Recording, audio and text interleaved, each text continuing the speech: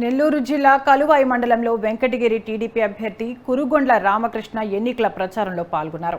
కుల్లూరు నుంచి ఉయ్యాలపల్లి వరకు ఎన్నికల ప్రచారం నిర్వహించారు.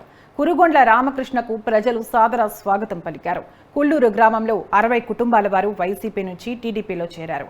వారికి రామకృష్ణ టీడీపీ పార్టీ కండువాను కప్పి పార్టీలోకి సాదరంగా ఆహ్వానించారు. ఎన్నికల్లో సైకిల్, కమలం గుర్తులకు ఓట్లేసి గెలిపించాలని ఓటర్లను అభ్యర్థించారు.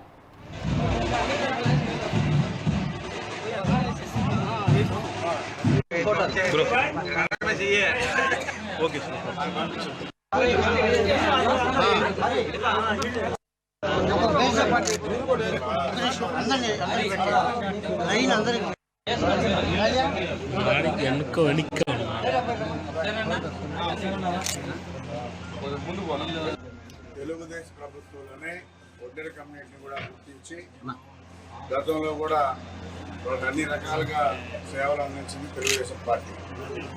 రేపు కూడా తెలుగుదేశం పార్టీ ప్రభుత్వం వచ్చిన తర్వాత ఈ కమ్యూనిటీని